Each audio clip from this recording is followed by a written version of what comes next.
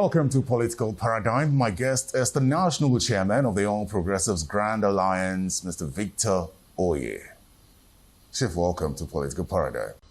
Thank you very much. It's nice to see you again. Last time we had a conversation like this was about 2 years ago. Yeah. So talk to me about your chairmanship since 2015, and may I say congratulations on winning at the Supreme Court, affirming your position as chairman of the All Progressives Grand Alliance. Tell me about your time as chairman since 2015. It has been a very beautiful journey. I have to put it that way because it has been marked with a lot of successes. We have won elections where people never expected Abuja to win elections. For instance, the first 6 months of my national chairmanship, we won the FCT governor chairmanship election. The first political party in Nigeria, opposition party, to win a chairmanship seat in the FCT with 8 councillors out of 10. Then the same period, we won 4 councillorship seats in Niger State. And later, we won 2 seats in the House of Assembly in Bayelsa. Then 1 House of Representative seat in Taraba, 1 House of Assembly seat in Taraba, 3 councillorship seats in Kaduna. We've actually won 2 chairmanship seats in Kaduna. But Erufai said, how can he, what will he tell Buhari that Abuja has come to Kaduna? So we were not given awarded the 2 chairmanship seats, but they left 3 councillorship seats for us. Then other things followed. We won elections in Benue, 3 House of Representative seats in Benue, 6 House of Assembly seats in Imo, 11 seats in the House of Assembly seats in Abia, and 1 House of Reps in Abia. Then Anambra 24 House of Assembly seats out of 30, and the 6 House of Representatives. So it has been that way ever since. And we're working very, very hard. You know, we won the re-election, governorship election, won the election of 2017, Obiano second term. Then won again, producing Soludo as governor on the 6th of November 2021. And one of the biggest achievements is that the party has remained calm. We have maintained internal democracy in things we do, maintained the transparency in our operations, particularly in the handling of our resources, even though government does not fund the party. But we will be managing, seeking support from our members to move the party forward. So we thank God for everything. Very interestingly, almost half of the names that you mentioned, or the areas where you claim you would say you had won elections outside Anambra, have decamped to the All Progressives Congress, the People's Democratic Party. But that's a conversation we will come to later on. You talked about how proud you are that APGA has continued to retain the governorship seat in Anambra State. And it leads me to ask you this question. But first, let me say that just before the elections in November, you said confidently that APGA would win that election, and that really did happen. I saw that election coming, and people never gave us any chance because they trusted in man, what man could do. You understand? They were looking at the army, police, air force, they were manipulated. They forgot that God was there. Because he has the final say. Man makes his plans, but God has the final say. And again, I knew that we had worked very hard for that election. Do you understand? We never believed in any magic. We believed that if the elections went free and fair, that we win. That was the major confidence. And God helping us, we pulled through despite all odds. I can confess to you that it was not an easy election. We went literally through hell to get out of that election. And I must commend President Muhammadu Buhari for standing firm for what was right at that time. In spite of all the pressure on him to do something, he stood for justice. And that's what we need in Nigeria. People have confidence in APGA. APGA, as I gave a prediction or a prophecy in 2015, and I want to repeat it here. I said, while PDP is hemorrhaging, where PDP is hemorrhaging, APC will soon asphyxiate. And APGA is the only political party in Nigeria with a clean bill of health. Very soon, PDP and APC will go into irreversible coma and then death. And APGA will become the ultimate undertaker. 2015. And is it not happening now? It's happening now. We will talk about that, especially because you seem to have some level of confidence at the national level. But let me ask you this. Are you satisfied with the way that Governor Willie Obiano ran the state during his 8 years as governor of that state? Why not? We are satisfied. He worked very hard. Do you understand? And there are visible achievements on ground by his administration. The biggest achievements were the legacy projects he introduced. He built an international airport in record time, 15 months. And everybody is using it. Even his friends and foes, they use the same airports. It's the biggest achievement. You know, each time I thought of traveling before we got the airport, it was a hellish experience, you know. At times, we go from Enugu, you spend 5 hours in the road. You go through Asaba, at times the whole day. There was a day my wife was traveling to Lagos, 4 o'clock flight. She left the village by 10. She could not cross the bridge until she missed her flight. She had to come back in the night, back to the village. It's not an experience I wish my enemy. So that airport is a big achievement for Anambra area. They're very happy for it. Then what about the International Conference Center? Visit it, you will shudder. In fact, Nigeria needs such an international conference center. I've never seen the type anywhere in Nigeria. So if the NBA is going to hold a conference, that international conference will take over 13,000 persons at a sitting. And it's a huge achievement. Then the international stadium is there. The regular payment of salaries. This man pays salaries for 95 months, 25th of every month for 95 months. No worker was owed a dime. While some states are owing up to 34 months, and you know that 35 months. Then there was relative peace in the states. Before Governor Obiano came into office, people were having their weddings and other social activities outside of the states. But this man came and quietened everywhere. Anambra became calm. And people were moving about their businesses. Life came back to normal. Things went on well until a few weeks to the election, when because of political interests, people wanted the state to become ungovernable. So we believe that with the coming of Soludo now, Anambra will see peace again. That is one thing about the Abuja government, continuity. From P2B to Obiano to Soludo. And for after Soludo, to another Abuja man. Because Abuja has come to stay. Is the only political party in Nigeria with a clear-cut ideology. No other political party in Nigeria has an ideology, a defined ideology. I'm being very frank about it. So that is why the people of Anambra have always loved the party. I can tell you as a person, I was satisfied with the administration of Governor Willie Obiano. Were you also satisfied with the fact that he left a debt of over 100 billion naira, despite the fact that his predecessor left zero debt and left 75 billion naira for him? But he left 300 million naira in the treasury. Were you satisfied with that? Or are you satisfied with that? What you are doing is an elementary calculation. That's not how government is run. Do you understand? When Obiano came into office, he inherited 5,800 new staff by the outgoing administration. He did not offload them. He sustained them. Then the January of the next year of his administration, he promoted all civil servants across board. Okay? And from what we found later, the administration of P2B awarded many road contracts, over 170 billion naira worth. So as they were bringing the receipts on completion, Obiano's government was paying them.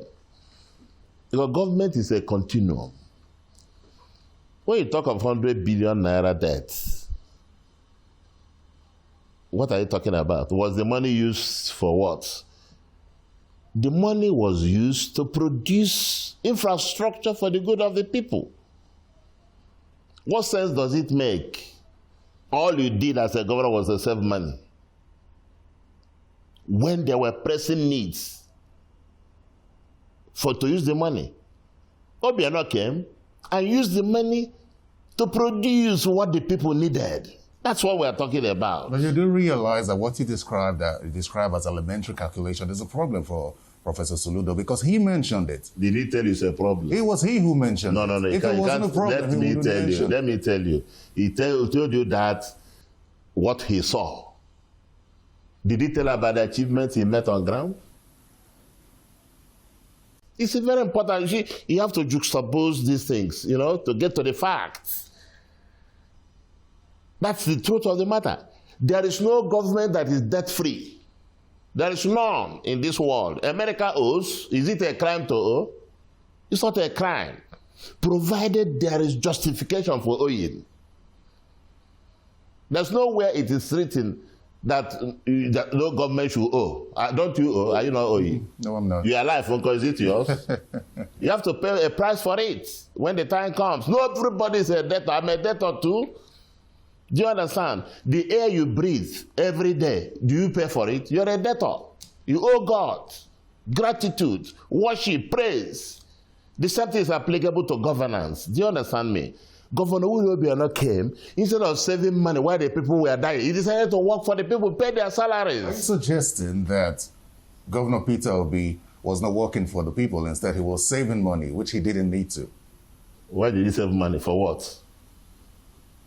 But isn't that governance? I'm coming. When there was no airport. Excuse me, there was no airport. No international conference center. No stadium. No good roads. Oka was like a local government headquarters, the state capital. Obiano came, within 2 years, built 3 big bridges, 3 flyovers, international standards. And that removes the traffic snarl we used to encounter in Oka. No government should save money when the people are dying. It doesn't make sense. Because there are needs.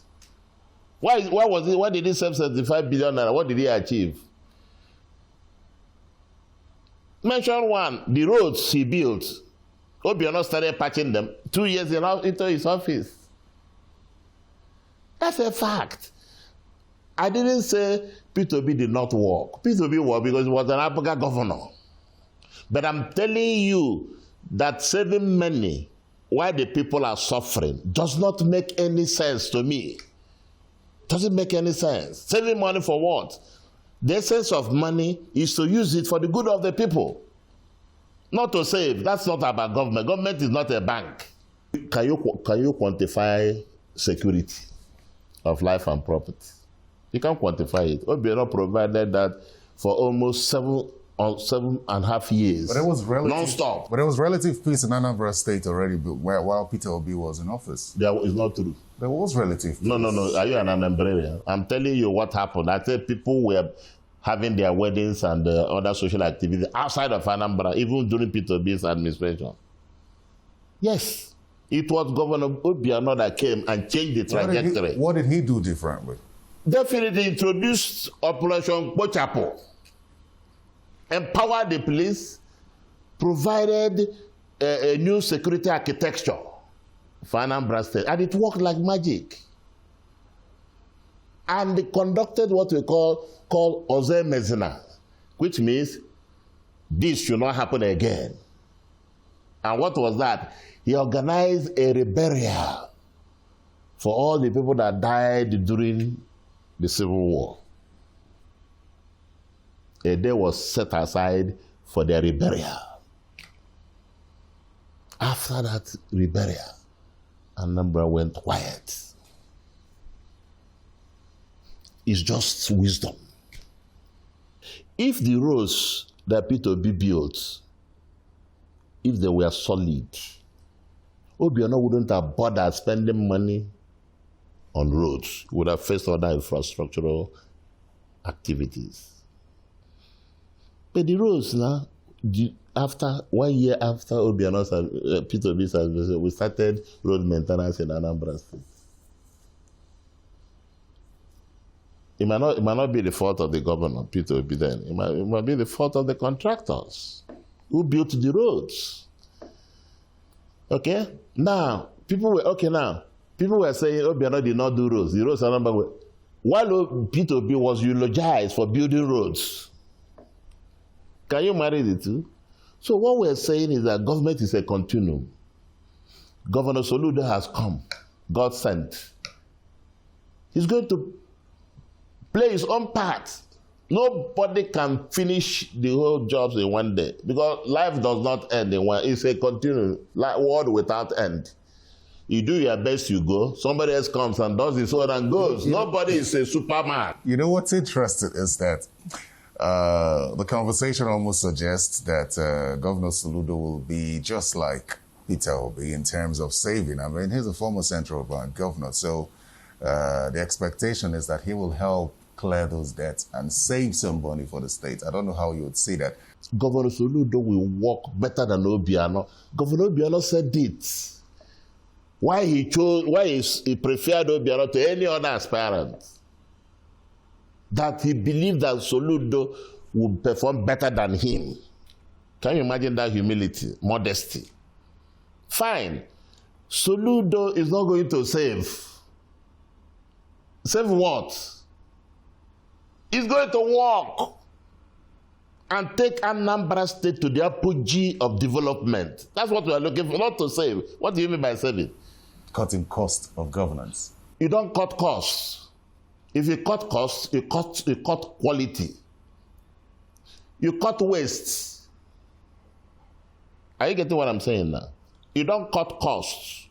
You cut waste. If you cut costs, you cut quality.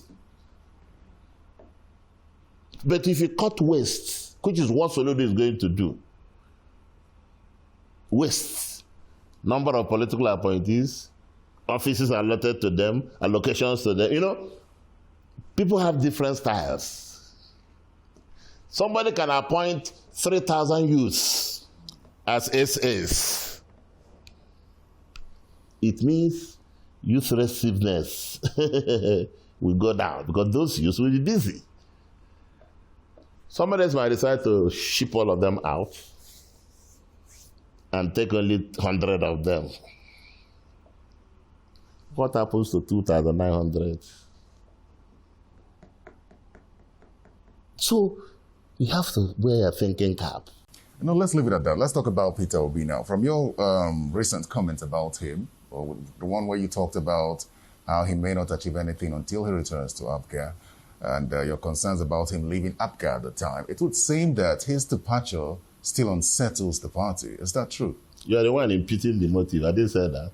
So the party is not settled. Then why do you want him back in the party? Who wants him back? Well, you said that if he returns to the party, then he can achieve his ambition. I didn't say that. So you don't want him back in the party? I didn't say anything like that. You are just putting words into my mouth. And God knows I didn't say it. In November. If you want to ask me about Peter, I'll answer you. I'm quoting you. That you can't quote me. I didn't say that. Chairman, in November. November, which year? Last year. No, quote me here and I forget last year. I'm quoting you. No, I'm quoting what you said. You didn't interview me. You told me that our last interview was 2 years ago. If you want to deny the reports, which reports? There are reports that you said that Peter Obi would be unable to achieve much until he returns to APGA. Good.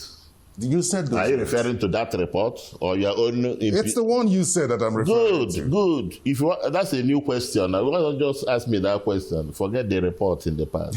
I'm quoting you actually. So my question to you is, what impact did the departure of Peter Obi have on APGA, and are you open to receiving him back in APGA? And I knew when I don't deny things I say because I'm inspired when I speak. I said it at that time, and I still repeat it. Unless Peter Obi, my brother, returns to APGA, he will not achieve anything politically. I'm repeating it. Why? Isaiah 55:11. My word cannot go out and return void without fulfilling the purpose of which it was sent. The word had gone forth now. It can never return until it has fulfilled that purpose. He knows because he took a vow that he will never leave APGA. That any day he leaves APGA, let his family die. Everybody in his family die. He said it now. But he still left Abuga, thinking that leaving Abuga will die. Has Abuga died?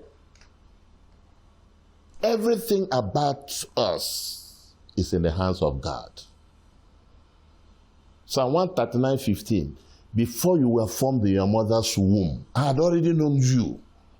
Even the number of days allotted to you have been recorded in my books before time began. Nothing will happen to you unless your time comes. But be very careful how you swear. The Bible says we should not swear, even with our heads, because we cannot produce a strand of hair on our heads. Why did he make such a vow? He left Abuga and joined PDP. He was vice president to Atiku. Now he's going for presidency. It will be a catastrophic exercise. It will not work. I'm the one telling you now. And the reason is because of the vow. Do you know what vow means? Shebi, you are married. Are you married? We'll leave my relationship status out of the media. You're asking me my I'm own. not asking you your relationship status. Asking me, I'm married. I say my wedding ring. Yeah, are you married? It doesn't really matter in this case. It matters now. It? Because if you are married, you must have taken a vow. And you must maintain the vow you took. Because it's a covenant between you and your God. Anytime you make a covenant with God, stick to it.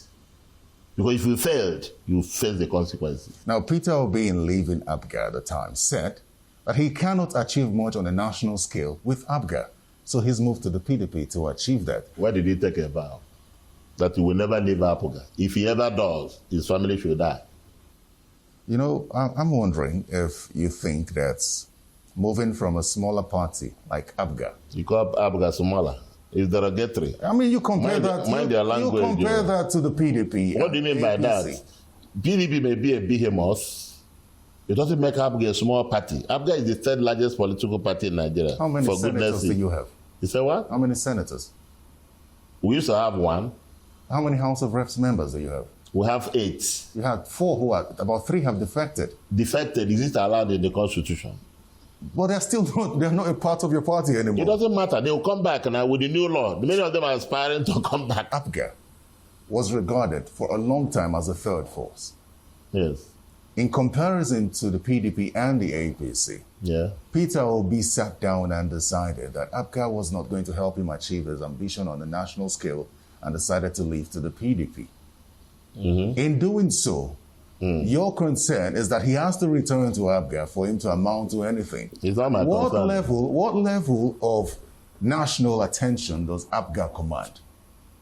When I've enumerated all our achievements. No, I said national level. That's what I'm saying now. As we speak, Abuga is the third largest political party in Nigeria. We have a governor. Don't we have a governor? Out of 36 states, we have one. PDP and APC share the rest. What about other parties? Remember, we have 18 political parties in Nigeria. In an examination of 18 students, I came third. And you're not satisfied. You want me to go and kill PDP and APC to become number one. God will come to number one at God's appointed time. I'm not moved by what other people do. APC is doing its own. PDP is doing. Now, let me ask you now. You don't want to face the facts. In spite of we were just told this morning that PDP made 480-something million from sale of presidential forms. Yet they don't have an office in Abuja here. APC, the largest political party in Nigeria, show me their property, their own office. The Buhari house? It's not their office, it's rented. Abuga, one state governor. Even though the government does not fund us, we have a 4,000 square meter office, which you are enjoying now, relishing in its magnificence. I can see I used to watch you in other interviews. You never sat as relaxed as you are, and I said, this one is different because the environment is cozy, appealing. Excuse me. Tell me, all the offices you have visited, I've been watching your program. Have you ever seen any office as magnificent as this? This is it. You told me when you came in that my seat is the biggest seat you have ever witnessed in your life. I do not see the seat.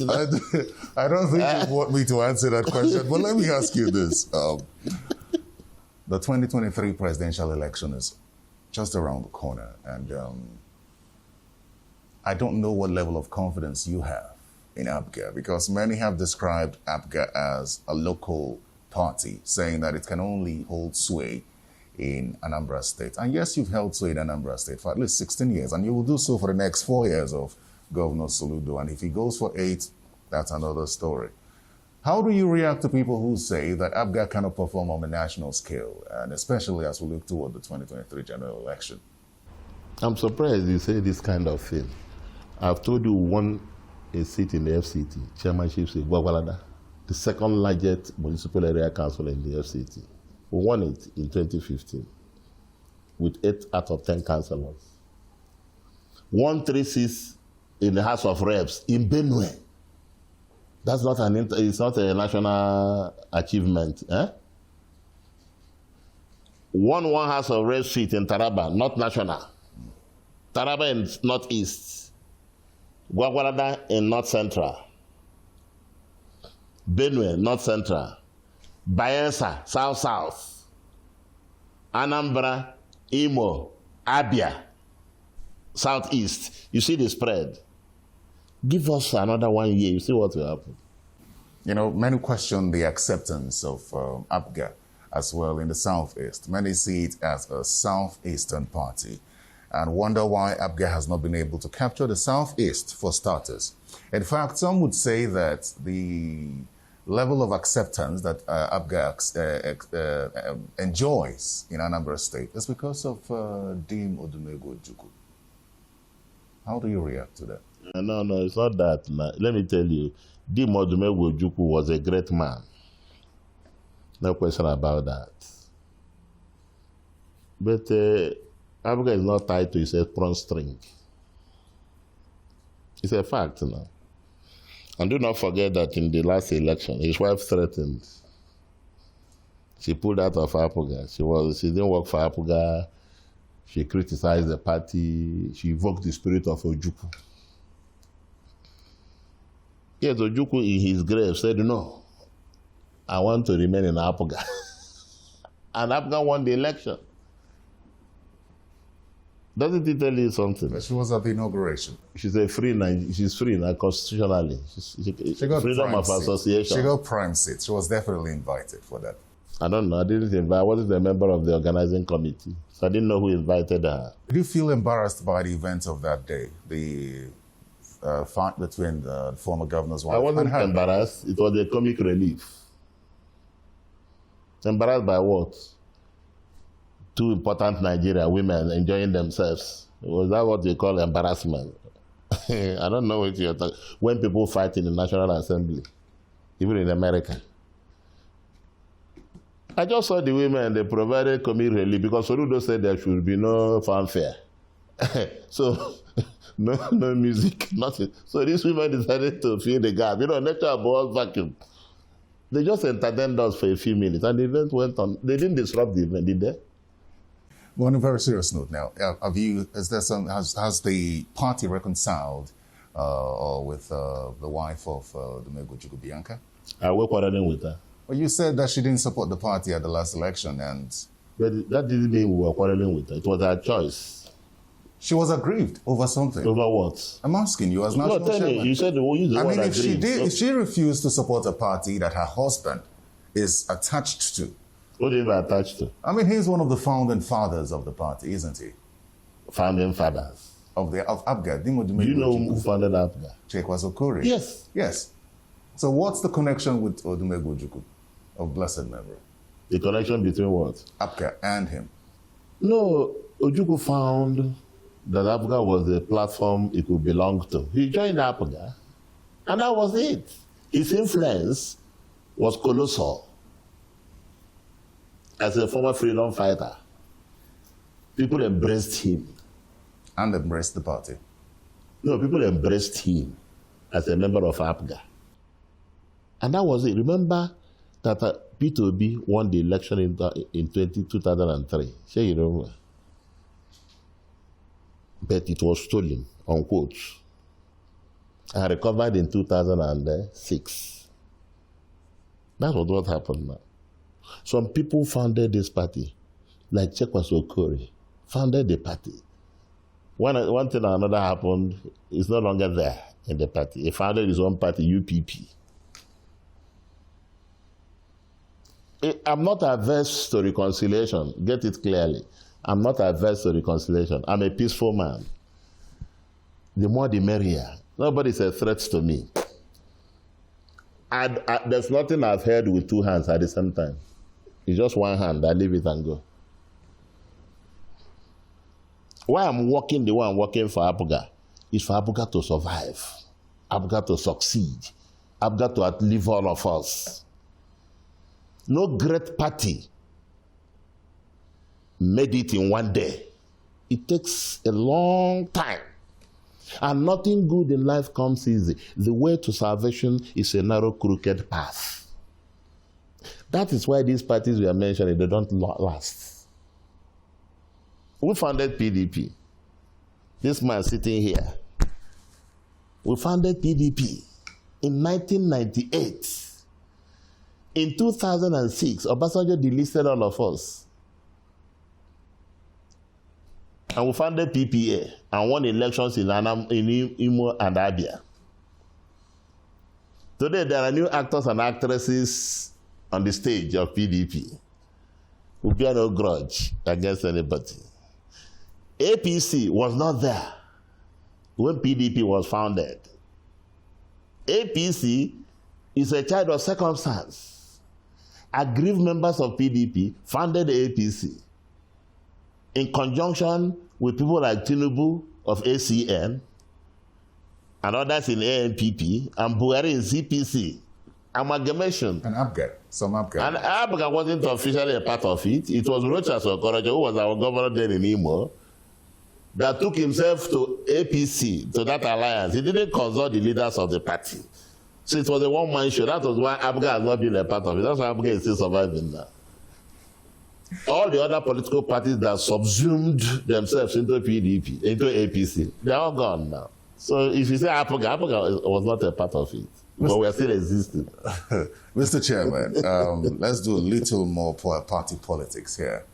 I'm sure you've heard about the concerns of some aspirants of your party for the 2023 general elections, some positions there, who are worried about the price of your forms, expression of interest and nomination forms. It's 5 million naira you've pegged the expression of interest form for the office of the president. And nomination form is at 20 million. That's 25 million. And we gather also that for the House of Representatives, it's at 7 million. And I'm wondering, how are you taking the complaints of those aspirants who say that these costs are outrageous? Anybody who doesn't have money to purchase his form does not have capacity to run for any election. You want to sit for WAEC, isn't it? WASC. You don't have a WAEC fee. Does WAEC care whether you have money or not? They have displayed their cost. If you like, you buy. You don't want to buy. If they have only 10 candidates, they take the exams. Is it not true? Why do you furor about the cost of? If you don't like Apple gas price, go to 2.5 in APC. Yes, So there is no problem about that. We have done what we should do. This is our own business. You know, I'll draw your attention to something which you may not like, but it's just the honest truth. For some who have analyzed this, they've said that big parties like APC and PDP selling forms outrageously would almost suggest that they believe that they have the platform for you to win. APGA, for example, struggling to win seats at the National Assembly, selling forms that exorbitantly, or that has yet to win, to even field the candidate that could possibly win an election at the presidential level, selling forms at that high cost, such disparity. Why not go to the 2.5? I said it here, go to APC and PDP and buy now. Why are you coming to us? A party that has no quality. Why are you disturbing us now? In fact, go to APC and buy 2.5 million and contest and win now. And leave us alone. Is it not true? When was the last time you embarked on a membership drive to expand the membership of your party? It's done every 4 years. We did it in 2015 when I came into office. We did it in 2019. Another one will be in 2023. But there's something we are doing now. We're updating our register to make it electronic all over Nigeria. And the ABGA, I want to give you a piece of information. ABGA is the only political party in Nigeria with an integrated IT center. Go downstairs, I'll show you.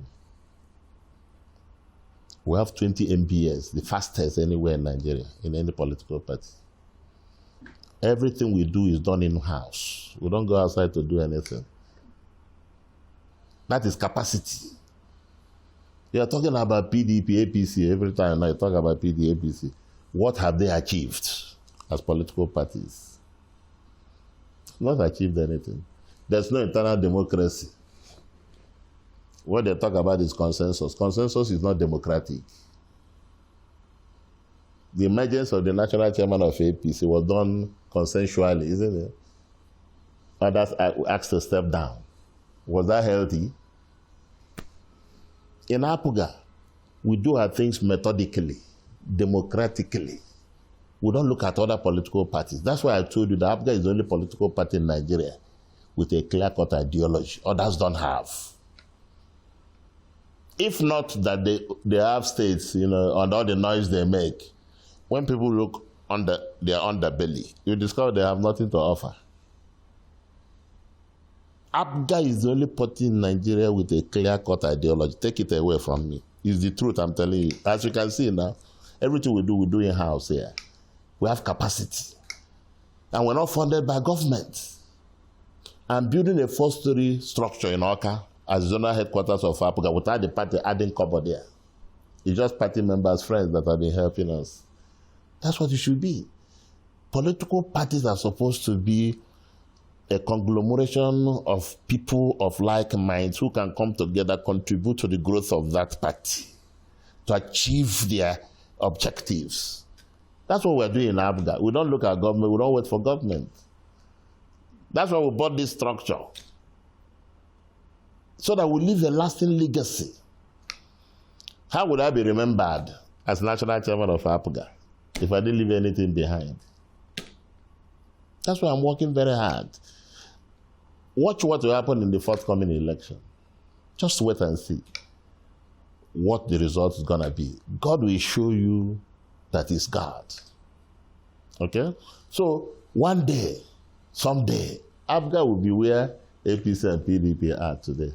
Well, your party also considers zoning, just like the other two parties are? In Anambra, we do zoning. That's why it's a very quiet state. Peter will be finished from Central and handed over to Obiano from the north. Obiano handed over to Suludo from the south. So when that is completed, we'll start again from the Central. It makes it seamless. But see what's happening in PDP. They are just deceiving themselves. Obasanjo completed his 8 years. Something happened. Yar'Adua took over. Fine, 4 years. It didn't last. May his soul rest in peace. Jonathan completed his tenure. Went ahead to win another tenure. That's South-South. After South-South, he went to North Central. Northwest, Buhari. Buhari has done 8 years. Where is it supposed to go to? If we're doing it zone by zone, let's start with that of Obasanjo. So where should it go? Naturally, no more elimination by substitution. You remove Southwest. Remove Northwest. That's why people like Tambuwa should not contest. It's from Northwest. Is there justice that after Buhari 8 years Northwest, Tambuwa will go for Northwest 8 years? Once again, I draw your attention to the fact that you're mixing up two political parties. I said leadership of Nigeria. Well, you cannot compel all the parties. Excuse me, don't we have 6 zones? Don't we have 6 zones in Nigeria? You would really haven't. Are you running away from the 6 zones we have in Nigeria? But my point is, political parties with their different political parties with their different ideologies and their zoning patterns. This is where I disagree with you. he who wants equity must do equity. You cannot talk about Nigeria without talking about presidential leadership. That is the main thing. So all the political parties should zone to one region. Is that what you say? When they are zoning, they should consider what had happened before that time. And zone to which region? The regions that are yet to test the seat now. I've told you, Obasanjo did it for 8 years, Southwest. So no more Southwest, and it has gone round. After him, nature is that's the way nature operates. After that, Umaru Yar'Adua came in, Northwest, naturally. The man died. He didn't go back to Northwest, so he went to South. And Jonathan did it, completed the tenure of Yar'Adua, and did another 4 years. Otto. South don't do. Surely, then we now move naturally again to Northwest because of the uncompleted term of Yar'Adua. God took it there. The man has done 8 years.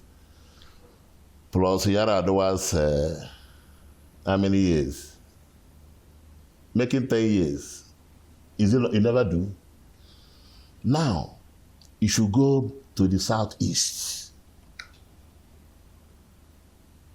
That is justice. So it's safe to say that APGA will zone to the southeast. I've not said so. If the leadership of the party decides so, I don't have any grounds about it. Well, you're speaking for other political parties, saying that's what it should naturally. To speak for them. I'm speaking for myself. So naturally, you believe that APGA should zone. I like that word, naturally. I said, what you have been saying, naturally, nature. So I'm asking you as chairman, based on nature has done the zoning. Based on your submissions here, yes, is it your opinion? Since you don't want to speak for the party, yes, is it your opinion as chairman of APGA that APGA should zone to the southeast? If you are, for my own, if you ask me as a person, if they choose southeast, I don't have any grounds about it. If they choose the north? If they choose the north, go to those places that are yet to produce. If you go to northwest, to north central, I don't have any problem with that. Or northeast. Otto, I'm all for it. Your party, regarded as a third force, has unquestioned on a number of occasions why it's been silent on certain national issues. It's not been as vocal as the older, you don't want me to call them bigger parties, but they are, PDP and APC. Why has your party not been as vocal as expected to live up to its reputation or expected reputation as third force? The reason is simple. We do our best. You, the media, I'm a media man. You, the media, don't pay attention to us.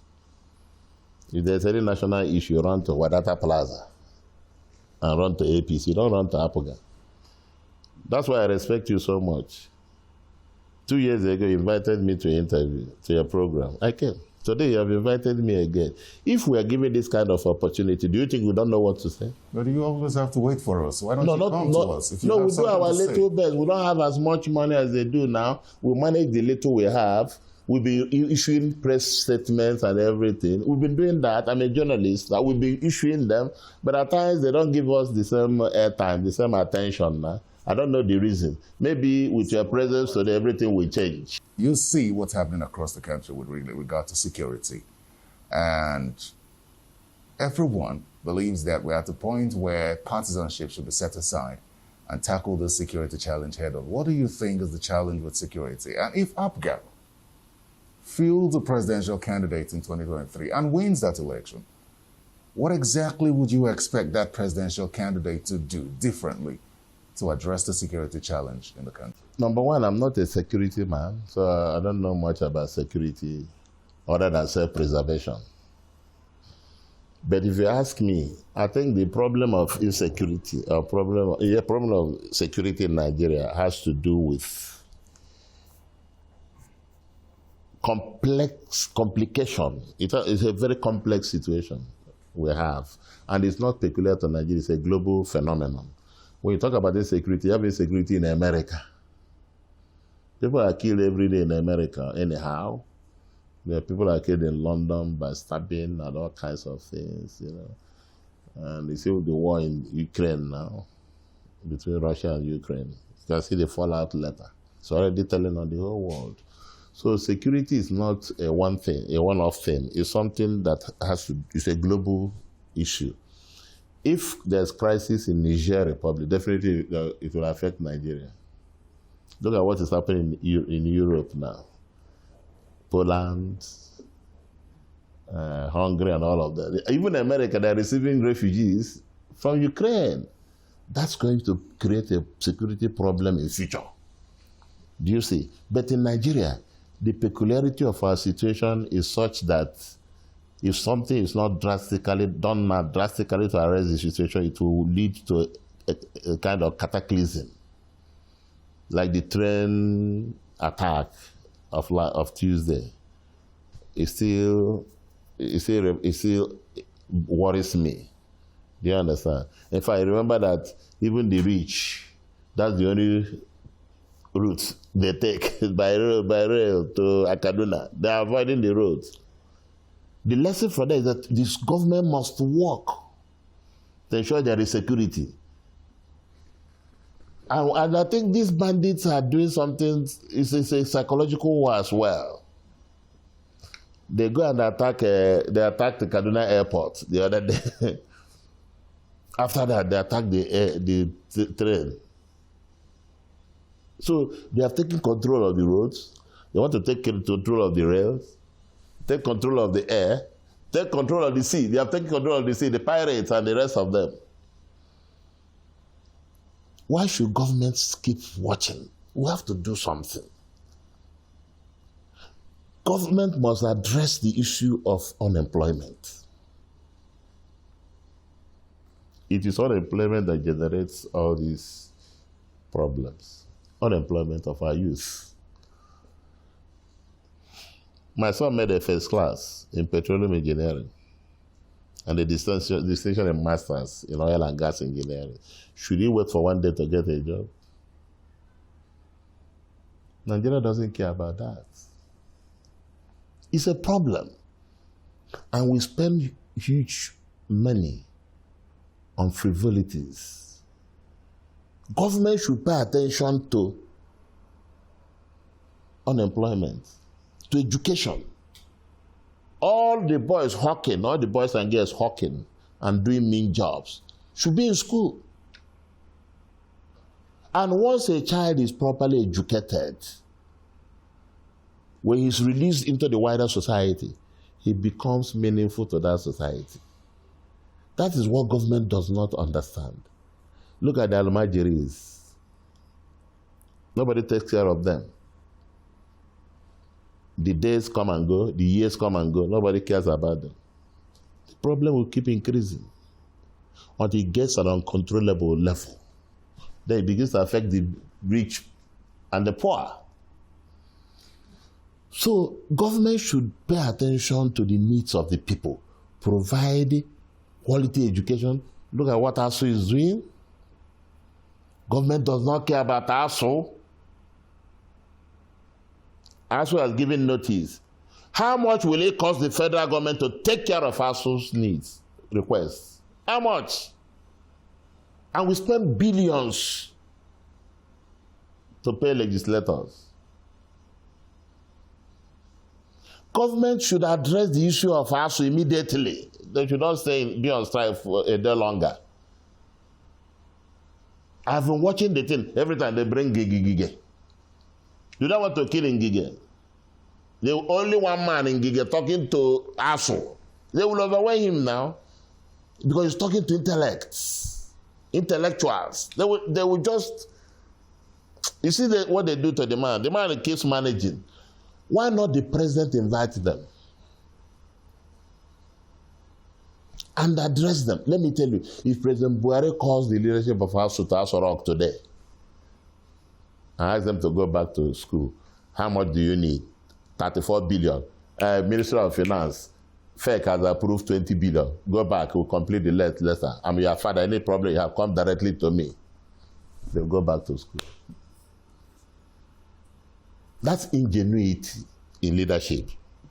And don't forget that for you to be a good leader, according to the presidential historian Dalek, you must have vision, you must have consensus building, you must have charisma, you must have credibility, you must have pragmatism. Pragmatism is a combination of idealism and realism. Most Nigerian politicians are idealistic. They are not realistic. Every 4 years, they come to the people to get their votes. What are they offering the people? It's just like what we have just been saying here. Every time, APC, PDP, what is their program? What are they offering to Nigerians? Nothing. In Anambra, see what we have done with Anambra. If you give Nigeria to Apoga, we'll change Nigeria. We know what to do. One, we'll be transparent in the running of the system. We'll be pragmatic. We'll have shared vision. Vision is not shared, it's not owned by one man. It should be shared. So that everybody will have input in that vision. We can deal with insecurity in Nigeria. It's a very simple thing. First step is to do what? Let the government show sincerity in what it does. Look at what is happening in Lagos today. Lekki, toll gate. Why are you tolling the gates? Why? It makes no sense. It's not a super highway. Why are you tolling it? And the people have said there was a town hall meeting. And the people say, we don't want it. Why not listen to the people now? You must force it down the throat of the people. That's what we are having in Lagos now. Blocking channels, reporter, from covering the event. That's bestiality. That is irresponsibility. No nation tries that way. It is a call to anarchy. You allow a policeman to block the screen of a camera. What kind of country is that? We shouldn't allow it. Because when these small kids see this, they say, so it's possible now. You see one day, someone will come out and stop a reporter, block the screen, because policeman did it. My people have a proverb that if the mother cow is eating grass, the calf will be watching it. Whatever it does is what the calf will do. That's what we're having in Nigeria today. Mr. Chairman, just before we go, ahead of the 2023 general elections, do you have any concerns? Do you have any expectations? Sorry, I'm an incurable optimist. I've always believed that nothing happens in this world without God knowing about it. Sorry, that's my belief. We pray every day, pray for Nigeria in distress, and God will definitely answer our prayers. Buhari is doing his best. Remember, one of the conditions for the validity of a will is never that non-quod habet. You can't give what you don't have. We need to screen those coming out to contest for election. What are you offering Nigerians? Many of them are just coming out. APC, I will win. Shikena. But they have nothing to offer. In Apoga, you must have something to offer before we can give you our tickets. We don't give our tickets anywhere. That's why our tickets are not cheap. Anybody who is serious can afford the money. What is 7.5 million? When some people spend up to 500 million for House of Assembly election. And government should start funding the parties. It is done in America. If the government funds the parties, we will reduce the cost of forms. How many people pay their dues, membership dues? They don't pay. But when he wants to run for election, he will come and give me a form. But you have been in Africa for 10 years, you do not pay their dues for one day. That is the problem we are having in this country. So for 2023, I believe that God will come to judgment before that May 23, before 2023, by restructuring Nigeria by himself. We don't need anybody to restructure because Nigeria is already restructured. When people talk about restructure, I don't know what they mean by restructure. Nigeria is already restructured. We have 6 zones. What Nigeria lacks is justice. Once you bring justice, decisions, there will be equity. And once there is equity, there will be law and order. And once there is law and order, there will be development. That's what we're having. But we're only glossing over this problem. They don't matter. It doesn't matter. APC is in leadership. We have control police and army. Remember that the end justifies the means. Chief Victor Oye, thank you once again. It's always a pleasure to speak with you. Thank you. God bless you. And you too. Well, that's Political Paradigm today. Remember, you can catch this episode and others on the YouTube channel, Channels TV. I am Terry Ikubi. Goodbye.